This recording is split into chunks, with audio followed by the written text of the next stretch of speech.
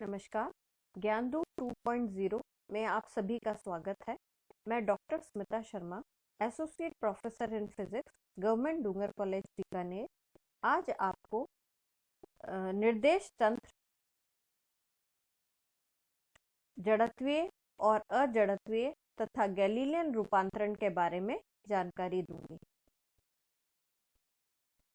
तो सबसे पहले हम निर्देश तंत्र क्या है उसे समझेंगे। तो देखिए, जब किसी कण की स्थिति में समय के साथ कोई परिवर्तन नहीं होता तो देखने वाले को, प्रेक्षक को, कण सदैव एक ही स्थान पे दिखाई देता है और ऐसे कण को हम स्थिर अवस्था में कहते हैं। परंतु यदि कण की स्थिति समय के साथ परिवर्तित हो तो प्रेक्षक को कण जो है वो भिन्न भिन्न स्थानों पे दिखाई देगा और ऐसे में हम कहते हैं कण गति की अवस्था में है। तो देखने की दृष्टि से हमारे कण को की दो अवस्थाएं हो गई, एक तो स्थिर अवस्था यानी विरामावस्था और दूसरी उसकी गति की अवस्था। The particle can be in position of rest और इन पोजीशन ऑफ मोशन। तो ये दोनों ही स्थितियां रिलेटिव हैं। रिलेटिव कैसे है कि जैसे पेड़, अगर कोई नीचे खड़ा हुआ व्यक्ति है, कोई खड़ा हुआ व्यक्ति है, उसको पेड़ स्थिर अवस्था में दिखाई दे रहा है, लेकिन अगर वो व्यक्ति किसी ट्रेन में बैठा है तो उसको वही पेड़ विपरीत दिशा में चलता हुआ नजर आ रहा है। तो ये एक रिलेटिव मोशन है। तो अब हम निर्देश तंत्र को यहाँ पर परिभाषित करेंगे। वह पिंड या निकाय जिसके सापेक्ष कण की स्थिति को व्यक्त किया जाता है वह निर्देश तंत्र कहलाता है। और निर्देश तंत्र को समझने के लिए हम एक कार्टेशियन कोऑर्डिनेट सिस्टम की बात करेंगे। देखो, कार्टेशियन कोऑर्डिनेट सिस्टम जो है वो आप सभी पढ़ते आए हैं। ये एक सिंपलेस्ट मेथड है किसी फ्रेम जिसमें फ्रेम ऑफ रेफरेंस के सभी गुण विद्यमान होते हैं। देखो, कार्टेशियन कोऑर्डिनेट सिस्टम में क्या होता है, तीन एक्सिस होते हैं, एक्स वाई जेड, और वह सभी मूल बिंदु पर मिलते हैं।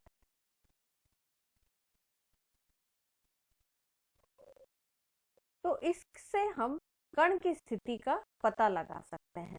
तो पोजीशन ऑफ पार्टिकल को हम कैसे डिफाइन करेंगे?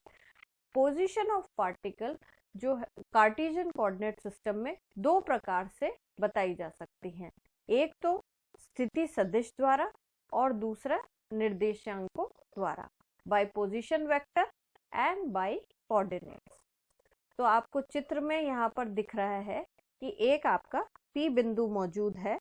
ये देखिए, आप इसके अंदर देख सकते हैं, यहाँ पर एक P बिंदु मौजूद है जो इस कार्टेशियन जो आपका कोऑर्डिनेट सिस्टम है एक्स वाई जेड, उसका मूल बिंदु से यहाँ पर स्थित है, कुछ निश्चित दूरी OP पर स्थित है ना। तो ये हमने पार्टिकल कंसिडर करा है। अब हम इसकी पोजीशन के बारे में, हम इसकी स्थिति के बारे में दो प्रकार से परिभाषा देंगे। कैसे? जब किसी बिंदु को निर्देश तंत्र के मूल बिंदु से मिलाने वाली रेखा के द्वारा दिखाए गए सदिश से प्रदर्शित करते हैं तो इसको हम इस सदिश को हम स्थिति सदिश कहते हैं। जैसे यहाँ पे आपको OP द्वारा स्थिति सदिश प्रदर्शित किया गया है और इसे व्यक्त करने के लिए हम R वेक्टर का जनरली यूज करते हैं। इसके अलावा अगर हम P बिंदु से X, Y और Z तीनों पर हम इन X, Y, Z से बने हुए तीनों तलों पर अगर हम लंब डालें यानी परपेंडिकुलर अगर हम ड्रॉप करें तो हमारे को कुछ ये परपेंडिकुलर्स मिलते हैं, PB, PG, PA। ठीक है। और अगर हम इनको कण की स्थिति को हम इन लंबों पर जो डाले गए लंब हैं उनकी लंबाइयों के आधार पर अगर हम डिफाइन करें तो हम उनको P पॉइंट के निर्देशांक भी कहते हैं और वो हो जाते हैं हमारे X, Y, Z। तो हमारे जो ओपी सदिश है उसको व्यक्त करने के लिए हम सभी जानते हैं कोऑर्डिनेट सिस्टम के आधार पर कि हमारे जो तीन जो इसके यूनिट वेक्टर्स हैं एक्स वाई और जेड एक्सिस में, वो होते हैं हमारे आई, जे और के। उस आधार पे अगर हम आर वेक्टर की डेफिनेशन दे तो हमारा क्या आ जाएगा, एक्स आई प्लस वाई जे प्लस जेड के से हम उसको परिभाषित करते हैं। और अगर हम ओपी लंबाई को या ओ से पी की दूरी को हम ज्ञात करना चाहते हैं तो हम इसका इस वेक्टर का मॉड निकाल लेते हैं। तो आर वेक्टर का मॉड क्या हो जाएगा, under root x square plus y square plus z square. तो इस प्रकार से हमने पोजीशन वेक्टर और के फॉर्म में उस पार्टिकल की दूरी को या स्थिति को बता दिया, और कोऑर्डिनेट्स के द्वारा भी हमने उस पार्टिकल की पोजीशन को डिस्क्राइब कर दिया। अब निर्देश तंत्र के अंदर दो प्रकार से निर्देश तंत्र को हम दो प्रकार से परिभाषित कर सकते हैं। पहला है जड़त्वीय निर्देश तंत्र और दूसरा है हमारा अजड़त्वीय निर्देश तंत्र। तो पहले हम जड़त्वीय निर्देश तंत्र क्या है उसे परिभाषित करेंगे। तो देखिए, अगर जड़त्वीय निर्देश तंत्र वो तंत्र होते हैं जिनमें यदि किसी वस्तु पर बाह्य बल ना लगे तो उसकी गति जो है वो त्वरण रहित हमें दिखाई देती है। ऐसे तंत्रों को हम जड़त्वीय निर्देश तंत्र कहते हैं। और ये निर्देश तंत्र न्यूटन के प्रथम और द्वितीय नियम की पालना करते हैं। अगर हम इसको किसी दूसरी तरीके से परिभाषित करना चाहें तो हम ये भी कह सकते हैं कि यदि कण पर कोई बाह्य बल ना लगे तो क्या होगा, अगर कोई कण स्थिर है तो वो स्थिर ही रहेगा, और अगर वो मूव कर रहा है तो वो यूनिफॉर्म मोशन से सदैव चलता हुआ दिखाई देगा। तो ऐसे तंत्र जिसमें कण या तो स्थिर है या एक समान गति से गतिमान है, उसे यानी त्वरण रहित गति से गतिमान है, तो उसे हम उस तंत्र को जड़त्वीय निर्देश तंत्र कहते हैं। मैथमेटिकली भी हम इसको प्रदर्शित कर सकते हैं। कैसे, यदि कण पर कोई बाह्य बल कार्य ना करे तो क्या होगा, तो हमारे पास F बराबर m d square r by d t square is equals to 0। अब m cannot be 0, so d square r upon d t square will be 0। यहाँ पर मैंने f, क्योंकि बाह्य बल ना लग रहा है तो f को मैंने 0 कर दिया। तो a is d square upon d t square is equals to 0। और हम ये कह सकते हैं, अगर इंटीग्रेटिंग बोथ साइड्स करें तो हमारे पास v जो है वो कांस्टेंट आ जाता है। तो इस प्रकार से हम क्या परिभाषा दे सकते हैं, इससे ये परिभाषा दे सकते हैं कि ऐसे निर्देश तंत्र वो या तो स्थिर होंगे, मतलब जो जड़त्वीय निर्देश तंत्र है वो या तो स्थिर होंगे और या फिर वो एक नियत गति से गति कर रहे होंगे, और इस प्रकार बाह्य बल के अनुपस्थिति में वस्तु का वेग नियत रहता है। तो ये हमारे जड़त्वीय निर्देश तंत्र हो गए। अब हम अजड़त्वीय निर्देश तंत्र की बात करते हैं। तो इस प्रकार के जो निर्देश तंत्र है उसमें न्यूटन के नियमों का पालना नहीं होती। न्यूटन का नियम ये कहता है कि अगर किसी वस्तु पर बाह्य बल नहीं लग रहा तो उसमें त्वरण नहीं दिखाई देगा। लेकिन यहाँ पर हम पाते हैं, इन तंत्रों में हम पाते हैं किसी कण की गति पर कोई बाह्य बल न लगने के बावजूद भी उसकी गति त्वरित गति दिखाई देती है। तो ऐसे तंत्रों को हम अजड़त्वीय या non inertial frame of reference कहते हैं।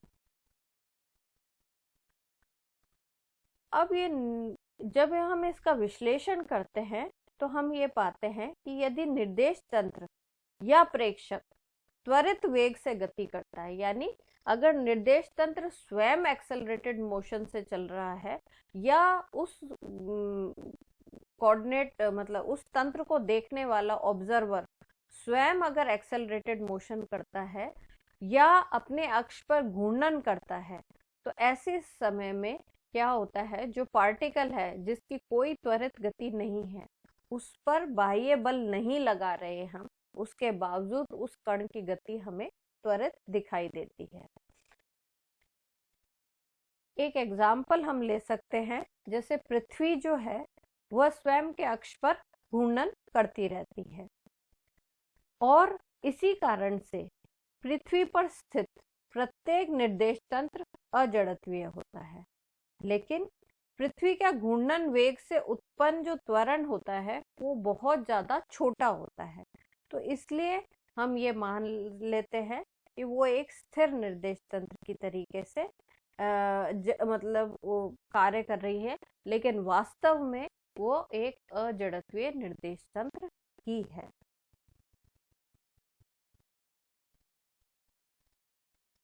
आगे हम बात करेंगे निर्देशांक रूपांतरण।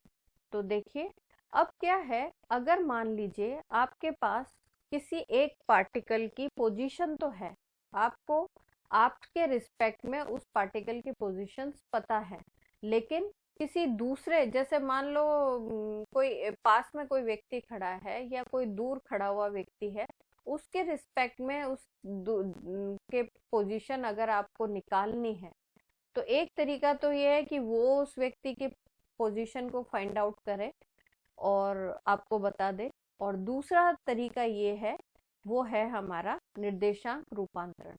यानी किसी घटना में के लिए एक तंत्र में लिए गए प्रेक्षणों तथा उसी घटना के लिए दूसरे तंत्र में लिए गए प्रेक्षणों के बीच संबंध बताने वाले जो समीकरण होते हैं उनको हम रूपांतरण समीकरण कहते हैं। सरल शब्दों में हम इसको समझ सकते हैं कि अगर हमारे को किसी पार्टिकल की पोजीशन एक निर्देश तंत्र में पता है और दूसरे निर्देश तंत्र में भी पता है, तो उन दोनों के बीच में एक निर्देश तंत्र के कोऑर्डिनेट्स और दूसरे निर्देश तंत्र के अंदर उसी पार्टिकल के उसी समय पर जो कोऑर्डिनेट्स हैं, उन दोनों के बीच में रिलेशन बताने वाली जो इक्वेशंस होती है उनको हम निर्देशांक रूपांतरण समीकरण कहते हैं। तो अब हम निर्देशांक रूपांतरण समीकरण कैसे ज्ञात करते हैं, उनका एक आसान तरीका देख लेते हैं। अब देखिए, जब हम निर्देशांक रूपांतरण समीकरण कर रहे हैं तो सबसे पहले हम आसानी के लिए दो निर्देशांक तंत्र ले सकते हैं। तो यहाँ पर आप देख सकते हैं चित्र में आपको दो निर्देश तंत्र दिखाई दे रहे हैं, S और S', और दोनों के जो मूल बिंदु हैं या ओरिजिन है वो O और O' पर है ना, और उनके जो पोजीशन P पोजीशन पर प्रेक्षक स्थित है। प्रेक्षक तो O और O' पे स्थित है और जिस पार्टिकल को हम ऑब्जर्व कर रहे हैं वो P पोजीशन पर स्थित है। अच्छा, दोनों के जो मूल बिंदु हैं वो एक स्थान पर नहीं है, यानी वो दोनों अलग अलग जगह पर खड़े हुए हैं और उनके बीच में जो सापेक्ष विस्थापन है वो r0 वेक्टर द्वारा प्रदर्शित है। तो हम क्या करेंगे, हम इसके अंदर रे डायग्राम बनाते हैं, एक वेक्टर्स बनाएंगे। तो देखो इसके अंदर जब O से P तक हम वेक्टर बनाते हैं तो वो तो हो जाता है आपका R, और O' से P बनाते हैं उसको हम कह देते हैं R'। तो अब हमारे को इक्वेशन में क्या संबंध बनाना है, हमें R' और R के बीच में संबंध बनाना है। तो इस प्रकार के जो ये संबंध है कोऑर्डिनेट ज्योमेट्री में या वेक्टर एनालिसिस में हम बहुत आसानी से कर सकते हैं, उसको हम कहते हैं ट्राइंगल लॉ। ठीक है, तो हम उसी चीज को यहाँ पर यूज में लेंगे। देखो त्रिभुज नियम लगाने से हमें पता है जो R वेक्टर है वो हमारा इन दो वेक्टर्स के जोड़ के बराबर होगा, R0 प्लस R' के जोड़ के बराबर होगा। और अगर हम उसको रीअरेंज करें तो हमारे पास क्या आ जाता है, R' बराबर R माइनस R0। अगर t के सापेक्ष दोनों तरफ अवकलन करें तो हमें क्या मिलेगा, dr' upon dt is equals to dr by dt minus dr0 upon dt। अब dr0 तो ये r0 तो दूरी फिक्स है क्योंकि ये दोनों तंत्र चल तो नहीं रहे, तो इस कारण से ये जो डिफरेंशिएशन है वो 0 हो जाएगा और dr dash upon dt is equals to dr by dt। तो इनसे क्या प्राप्त हुआ हमारे को, इससे प्राप्त हो गया u डैश बराबर u। तो इस प्रकार अगर हम S डैश तंत्र में कण की स्थिति हम ये देखते हैं, इससे हमारे को कंक्लूजन क्या मिला, हमें कंक्लूजन ये मिला कि अगर कोई p पार्टिकल स्थित है और उसे कोई ऑब्जर्वर S फ्रेम में खड़ा होकर देख रहा है और दूसरा ऑब्जर्वर S डैश फ्रेम में खड़ा होकर देख रहा है, तो उसके जो देखने के जो उसके स्थिति के जो कोऑर्डिनेट्स हैं वो तो अलग अलग होंगे, लेकिन अगर वो गति कर रहा है तो दोनों ही निर्देश तंत्रों में उसकी गति समान दिखाई देगी। तो ये सबसे पहले हमारे दो निर्देश तंत्रों के बीच की रूपांतरण समीकरण है। अब हम दूसरे प्रकार की रूपांतरण समीकरण करेंगे, जिसमें एक समान आपेक्षिकीय स्थानांतरीय गतिशील निर्देश तंत्रों में निर्देशांक रूपांतरण, coordinate transformation in reference frames having uniform relative motion of translation। अब हमने इसके अंदर क्या कर लिया, हमने ये सपोज कर लिया कि वही हमारे दो फ्रेम ऑफ रेफरेंस है S और S डैश, और दोनों के जो मूल बिंदु हैं वो O और O डैश है, और उनके बीच में प्रारंभ में एक निश्चित दूरी है जिसको हम कह रहे हैं R0। नहीं, निश्चित दूरी नहीं है, प्रारंभ में वह एक दूसरे के ऊपर स्थित हैं, यानी कोइंसाइडिंग है, यानी टाइम बराबर 0 पर O और O डैश एक ही बिंदु पर स्थित है। लेकिन जैसे ही हम घड़ी ऑन करते हैं तो S डैश फ्रेम जो है एक नियत वेग से v वेग से गति करना प्रारंभ कर देता है, और निश्चित टाइम t के बाद इसकी जो चित्र में दिखाई गई स्थिति के अनुसार वो होती है। अब इस समय हम p बिंदु के निर्देशांक प्राप्त करेंगे। तो ऐसी स्थिति में t समय के पश्चात क्या होगा, ये पोजीशन होगी हमारी, और इसकी तो हमने समीकरण पहले ही लिख रखी है, r dash is equals to r minus r0। लेकिन यहाँ अब हमारा r0 जो है वो वेग पर निर्भर कर रहा है, यानी जब हम t बराबर 0 था तब तो वो यहाँ स्थित था, O पे स्थित था, और अब हमारा O डैश पे चला गया, तो r0 जो है वो किसके बराबर हो गया, v इंटू टी। ठीक है, t समय पश्चात और v वेग से गतिमान था, तो r0 की जगह अब मैं लिख दूंगी v इंटू टी। अब देखिए, अब ये तो हमारे हो गए स्थिति का रूपांतरण समीकरण। अब दोनों ओर t के सापेक्ष हम अवकलन कर देते हैं, डिफरेंशिएशन कर देते हैं, तो आपको पूर्व की भांति ही dr dash is equals to dr by dt और dr0 बाई dt मिलेगा। लेकिन अब dr0 बाई dt 0 नहीं होगा, वो किसके बराबर होगा, v के बराबर हो जाएगा। तो आपके पास क्या आ जाएगी, समीकरण आ जाएगी u डैश बराबर u माइनस v। अगर हम पुनः अवकलन करें तो यहाँ पे हम एक्सेलरेशन भी निकाल सकते हैं, और उसको एक्सेलरेशन को जब हम निकालेंगे तो v हमारा जो है वो एक नियत वेग है, इसलिए ये 0 हो जाएगा, और एक्सेलरेशन हमारा a डैश बराबर a प्राप्त होगा। तो अब हमारे पास तीन इक्वेशन आ गई, r डैश की, u डैश की और a डैश की। अब हम इसके अंदर देखते हैं कि जब कोई पार्टिकल को दो ऑब्जर्वर्स देख रहे हैं S और S डैश फ्रेम में, तो उन दोनों को इस पार्टिकल की पोजीशंस अलग अलग दिखाई देंगी, उन दोनों को वेग भी अलग अलग दिखाई देगा इस स्थिति में, परंतु उनको दोनों को ही त्वरण बिल्कुल समान दिखाई देगा, यानी त्वरण में कोई परिवर्तन नहीं होगा। अब नेक्स्ट हम बात कर लेते हैं कि अगर मान लो आपके पास एक ऐसे निर्देश तंत्र है जिसमें एक निर्देश तंत्र के सापेक्ष दूसरा निर्देश तंत्र थीटा कोण से झुका हुआ है, जैसा कि आपको चित्र में दिखाई दे रहा है। इस चित्र के अंदर क्या हो रहा है, इसमें दोनों निर्देश तंत्रों के जो मूल बिंदु हैं वो तो समान है, और एक पार्टिकल P स्थित है, हम यहाँ पर अभी 2 डायमेंशनल ही ले रहे हैं। इसके अंदर हमने क्या ले लिया, हमने x y और z एक पोजीशन ले ली, और दूसरे जो फ्रेम ऑफ रेफरेंस है, निर्देश तंत्र है, उसकी पोजीशन ले ली x डैश y डैश और z डैश।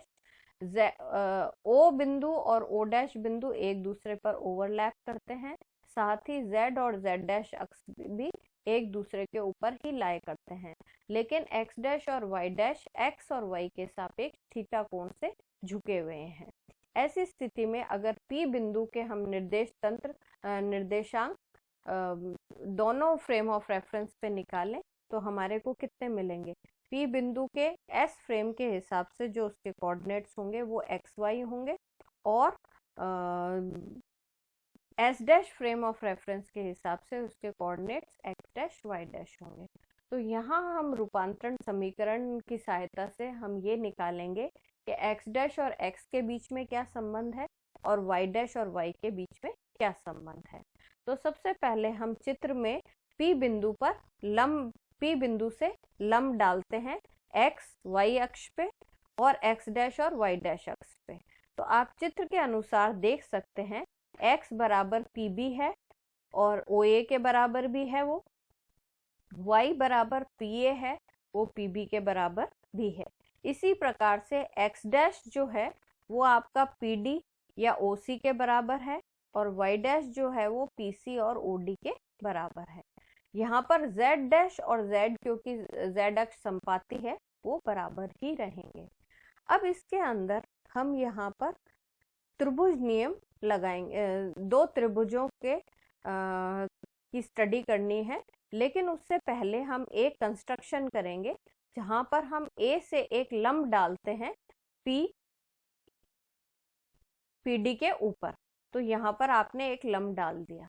अब लंब डालने के बाद क्या होगा, देखिए त्रिभुज OAE को हमने ले लिया यहाँ पे, OAE। अगर हम इसको देखें तो एंगल OAE और EOA ये दोनों ही 90 डिग्री के बराबर हैं। इसी प्रकार से अगर हम दूसरा त्रिभुज लें जिसमें OAE और EAP की बात करें, हम EAP की त्रिभुज नहीं ले रहे, अब हम OAE और EAP की बात करें तो ये भी 90 डिग्री का एंगल दिख रहा है क्योंकि लंब है ये। तो अगर हम इन दोनों इक्वेशंस को कंपेयर करें तो हम पाते हैं कि बाकी जो दो चीजें हैं वो भी हमारी बराबर हो गई, एंगल के बराबर हो गई। ठीक है, तो इस कारण से अगर ये एंगल थीटा है तो ये भी एंगल हमारा थीटा बन गया, यानी आपका ये वाला जो एंगल है वो इस एंगल के बराबर हो गया। अब ये एंगल बराबर हो जाने के कारण एक तो हम इस ट्राइंगल को काम में लेंगे और एक हम इस वाले ट्राइंगल को काम में लेंगे। दोनों की हेल्प से हम कॉस थीटा और साइन थीटा फाइंड आउट करेंगे। तो पहले हम इस ट्राइंगल को लेते हैं, OEA ट्राइंगल को लेते हैं और कॉस थीटा निकालते हैं। तो कॉस थीटा आपका क्या हो जाएगा, OE अपॉन OA, और हम उसको लिख सकते हैं OE बराबर OA कॉस थीटा, क्योंकि OA का मान x है तो हम उसको x कॉस थीटा लिखते हैं। इसी प्रकार से AE upon OA sine theta है तो उसको हम AE बराबर x साइन थीटा के फॉर्म में लिख सकते हैं। अब दूसरी बार अब हम दूसरा ट्राइंगल कंसिडर करते हैं जिसमें हम ले रहे हैं ट्राइंगल FAP। इसी प्रकार से पूर्व की भांति ही हम इसके अंदर कॉस थीटा की सहायता से AF निकालते हैं और साइन थीटा की हेल्प से हम PF का मान ज्ञात कर लेते हैं। अब ये सारे मान हमारे को पता लग गए। अब हम x डैश सबसे पहले डिफाइन करेंगे। अब देखो चित्र में दिखाए अनुसार x डैश जो है वो ये है, जो किसके बराबर हो गया, PF और FD के बराबर हो गया। तो PF का मान हम ज्ञात कर चुके हैं। FD का जो मान है वो किसके बराबर होगा, OE के बराबर होगा। तो FD की जगह हम OE रख देते हैं। अब इन दोनों मानों को हम निकाल चुके हैं, उनको हम यहाँ से इन चारों इक्वेशंस में से रख देते हैं। तो हमारे को x डैश प्राप्त होता है x cos theta plus y sin theta. इसी प्रकार से हम y डैश को भी किसके बराबर डिफाइन कर सकते हैं? y डैश को हम डिफाइन कर सकते हैं PC से, P और C, और इसको भी हम लिख सकते हैं EF के बराबर, और EF का मान जो होगा वो AF माइनस AE के बराबर है। तो इस प्रकार से हम y डैश को लिख लेते हैं y cos theta minus x sine theta. इस प्रकार से हमने एक इंक्लाइंड या झुके हुए निर्देश तंत्र के लिए हमने x डैश और y डैश के रूपांतरण समीकरण ज्ञात कर लिए हैं। अब हम एक नई चीज बात करेंगे गैलीलियन ट्रांसफॉर्मेशन की, या एक जड़त्वीय निर्देश तंत्र का दूसरे जड़त्वीय निर्देश तंत्र के बीच में संबंध। यदि किसी स्थिर निर्देश तंत्र के सापेक्ष कण की स्थिति ज्ञात हो तो वह रूपांतरण समीकरण जिसके द्वारा किसी अन्य जड़त्वीय निर्देश तंत्र के सापेक्ष कण की स्थिति को अगर हम ज्ञात कर सके तो उसे हम गैलीलियन रूपांतरण कहते हैं। और इससे फायदा क्या होगा? इन संबंधों के द्वारा हम निर्देश तंत्र के सापेक्ष कण की अन्य भौतिक राशियां, फिजिकल क्वांटिटीज जैसे वेलोसिटी है, एक्सेलरेशन है, फोर्स है, इनके बीच में भी रूपांतरण समीकरण ज्ञात कर सकते हैं। गैलीलियन रूपांतरण समीकरणों में ध्यान रखने वाली बात है, इनकी जो मूल कल्पना इस बात में निहित है कि कोई भी जो घटना हम देख रहे हैं किसी भी निर्देश तंत्र में, उसमें समय जो है वो समान रहता है। यानी निर्देश तंत्र घटना का जो समय है वो निर्देश तंत्र पर आश्रित नहीं होता, या यूं कह सकते हैं सभी निर्देश तंत्रों में, जड़त्वीय निर्देश तंत्रों में t का मान समान रहता है। तो हम इस गैलीलियन रूपांतरण समीकरण के आधार पर हम स्थिति का रूपांतरण निकालेंगे। तो इसी पूर्व की भांति ही हम दो रेफरेंस फ्रेम ले लेते हैं, S और S डैश, और हम S के सापेक्ष S डैश के रूपांतरण समीकरण ज्ञात करेंगे। तो इसके अंदर हम वैसे कोऑर्डिनेट ट्रांसफॉर्मेशन पहले कर चुके हैं, लेकिन यहाँ हम पोजीशन वेक्टर के फॉर्म में हम लिख लेते हैं कि अगर मान लो पोजीशन वेक्टर r है तो हम r को डिफाइन कर सकते हैं xi plus yj plus zk के रूप में, जहां i j k जो हैं वो हमारे यूनिट वेक्टर्स हैं। अब अगर हम दोनों फ्रेम ऑफ रेफरेंसेस को कोइंसाइड कर दें तो क्या होगा? इनिशियली हम क्या करते हैं, दोनों फ्रेम ऑफ रेफरेंस को एक के ऊपर एक संपाती कर लेते हैं। तो ऐसी स्थिति में हमारे जो दोनों कोऑर्डिनेट, फ्रेम ऑफ रेफरेंस के जो कोऑर्डिनेट्स हैं वो एक जैसे से ही मिलेंगे। अब मान लो t बराबर 0 के बाद समय के साथ v वेग से s डैश फ्रेम चलना प्रारंभ हो गया, और किसी समय t के बाद उसकी जो पोजीशन है वो v इंटू टी के बराबर प्राप्त हो रही है। ऐसी स्थिति में हम क्या लिख सकते हैं? OP जो O डैश P का जो स्थिति सदिश है उसे हम लिख सकते हैं x dash I plus y dash j plus z dash के, क्योंकि S तंत्र के सापेक्ष जो निर्देशांक है वो उस P बिंदु के x डैश y डैश और z डैश है।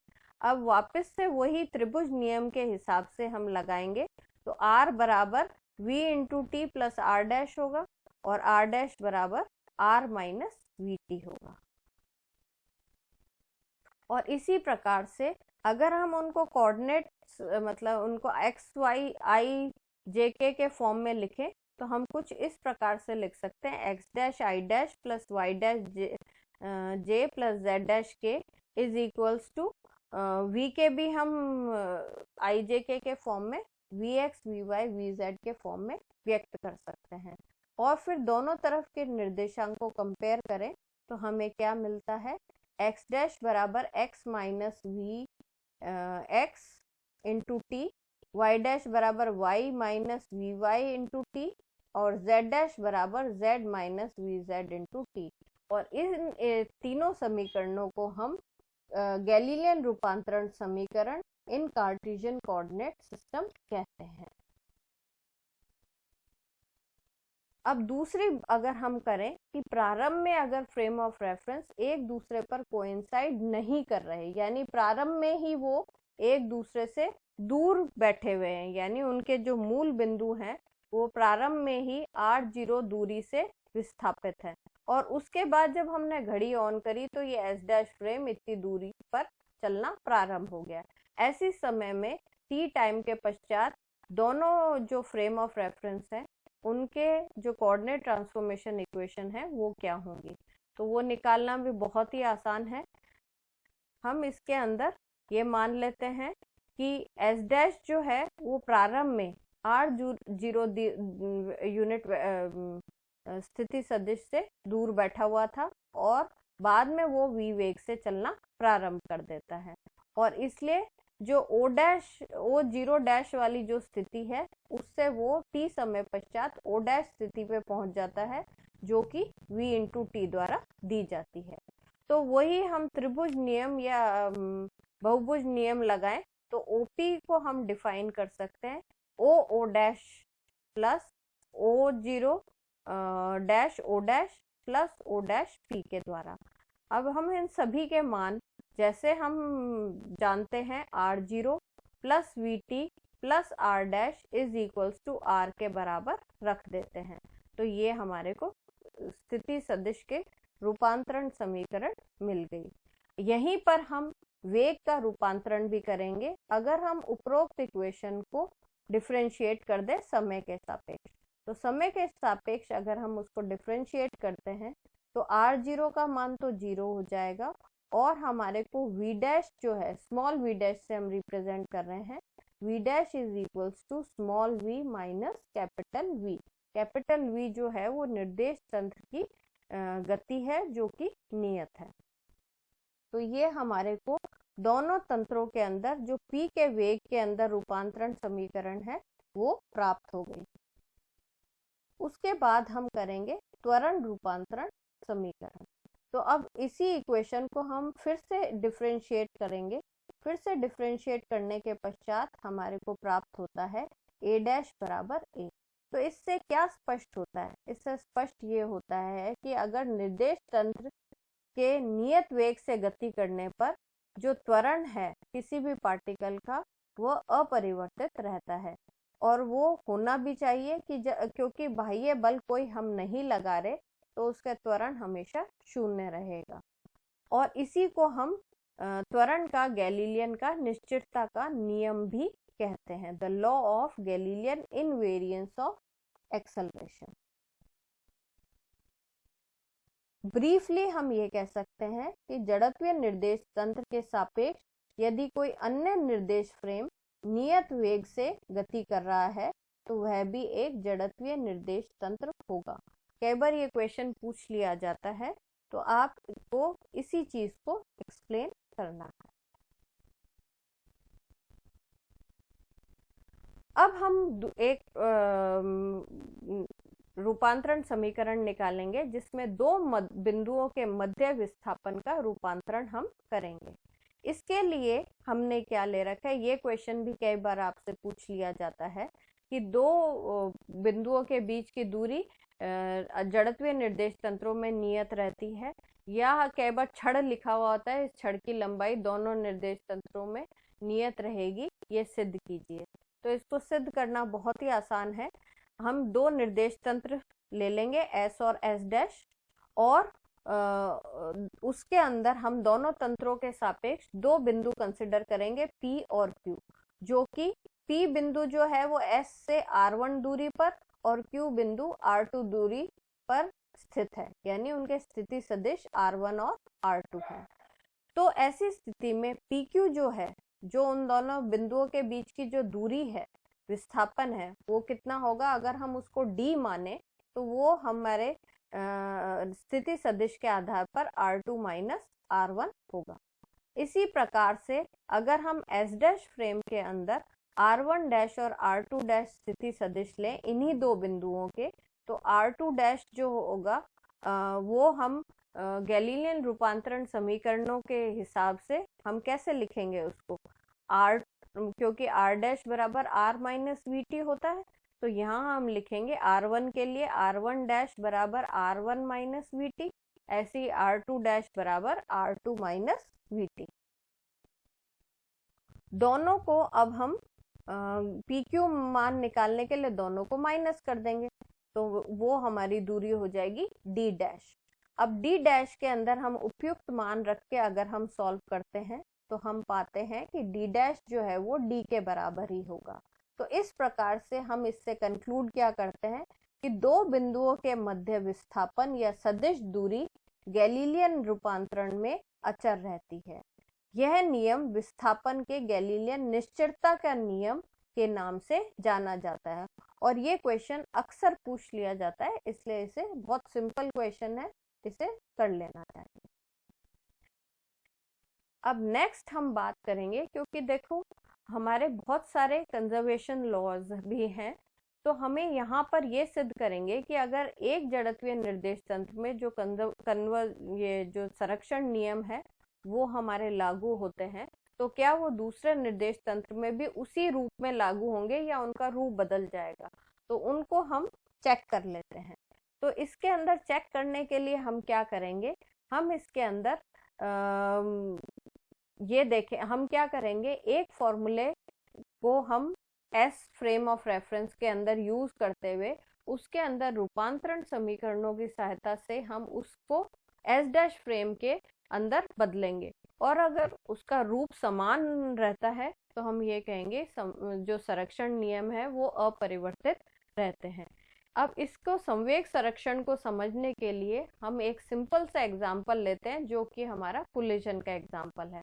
तो मान लीजिए दो पार्टिकल्स हैं जो एस निर्देश तंत्र के अंदर स्थित हैं, उनके मासेस m1 और m2 हैं, और उनके जो प्रारंभिक वेग हैं वो u1 और u2 हैं, और टक्कर के पश्चात उनके वेग v1 और v2 होते हैं। तो संवेग संरक्षण का नियम ये कहता है कि m1u1 बराबर m1u1 प्लस m2u2 बराबर m1v1 प्लस m2v2 होगा। अब हम क्या करते हैं, इसी घटना को एस डैश फ्रेम में बैठे किसी ऑब्जर्वर द्वारा चेक करवाते हैं। एस डैश फ्रेम जो है एस के सापेक्ष v वेग से नियत वेग से गतिमान है।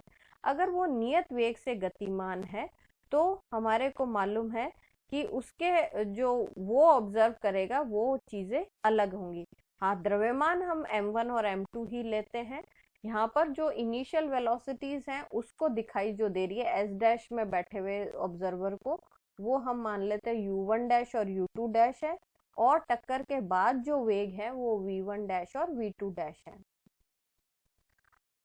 अब टक्कर से पहले का हम संवेग निकालते हैं एस डैश फ्रेम में, तो वो क्या होगा m1 u1 dash plus m2 u2 dash, और टक्कर के बाद हो जाएगा m1 v1 dash plus m2 v2 dash. हम यहाँ पर u1 डैश और u2 डैश के अंदर गैलीलियन रूपांतरण समीकरण जो हमने पूर्व में निकाली थी उनको यहाँ पे यूज करते हैं। तो हमने पूर्व में निकाली थी कि u डैश जो होता है u माइनस v होता है, मैंने उसी चीजों को यहाँ पे काम में ले लिया। u1 को मैंने लिख लिया u1 डैश प्लस v, इसको लिख लिया u2 डैश u2 बराबर u2 डैश प्लस v, और इसी प्रकार से v1 और v2 के मान भी लिख लिए। अब इन्हीं सारे मानों को मैं इस वाली जो समीकरण है s की जो समीकरण मैंने लिखी थी उसमें रख देती हूँ। रखने के बाद हम अगर उसको सॉल्व करेंगे तो हम पाते हैं कि वह मान इसके अंदर v वाले मान सब तरफ से कैंसिल आउट हो जाते हैं, और अंत में हमें क्या प्राप्त होता है m1 u1 dash plus m2 u2 dash बराबर m1 v1 dash plus m2 v2 dash. इससे ये स्पष्ट होता है कि s डैश में टक्कर से पहले कुल संवेग और टक्कर के बाद का कुल संवेग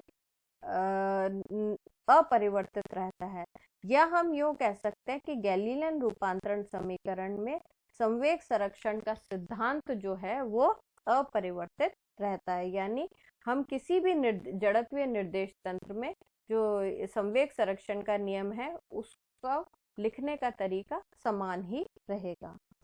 यहाँ पर हम बल का रूपांतरण और कर लेते हैं।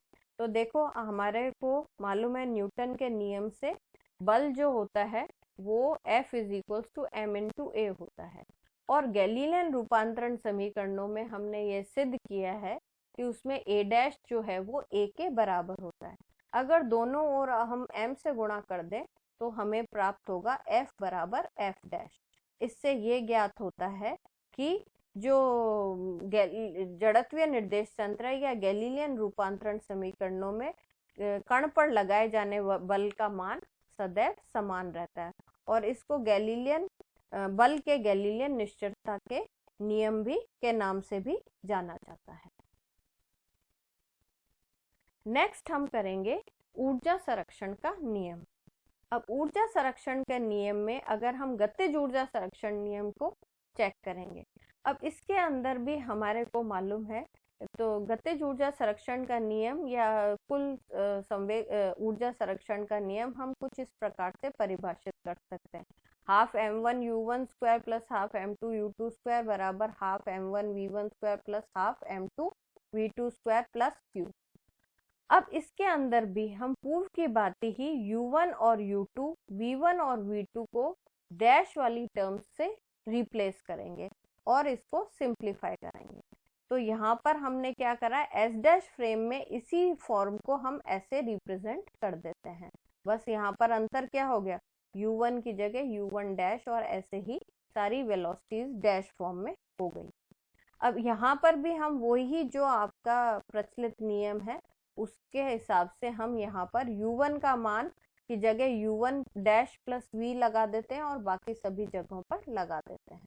अब यहाँ जब हम इसको एक्सपैंड करेंगे तो हम यहाँ पर हम इसको वेक्टर्स के लिए होल स्क्वायर को खोलेंगे, और खोल के हम जब सॉल्व करेंगे तो हमारी कुछ टर्म्स तो कट जाएंगी, लेकिन एक टर्म हमारी यहाँ पर नहीं कटेगी। तो वो टर्म जो एडिशनल टर्म है वो हमारी इसलिए कैंसिल आउट हो जाएगी क्योंकि हम पहले ही संवेग संरक्षण का नियम सिद्ध कर चुका है। तो संवेग संरक्षण के नियम के कारण वो एडिशनल टर्म दोनों तरफ से कट जाती है, और फाइनली हम हमारे पाते हैं कि ऊर्जा का जो फॉर्म है, जो ऊर्जा संरक्षण के नियम का जो फॉर्म है वो S' फ्रेम ऑफ रेफरेंस में भी उसी प्रकार से प्राप्त होता है जैसा हमारे को S फ्रेम में प्राप्त होता है। तो इस प्रकार से हम ये कह सकते हैं कि ऊर्जा संरक्षण का सिद्धांत भी गैलीलियन रूपांतरण में अपरिवर्तित रहता है। तो यहाँ ये इस प्रकार से हमने गैलीलियन रूपांतरण समीकरणों के बारे में समझ जानकारी प्राप्त कर ली। अजड़त्वीय निर्देश तंत्र के बारे में हमने समझ लिया। अब हम नेक्स्ट लेक्चर में अजड़त्वीय निर्देश तंत्र क्या होते हैं और वो कहाँ पर आपको दिखाई देते हैं, ऑब्जर्व कर पाते हैं, इसके बारे में पढ़ेंगे।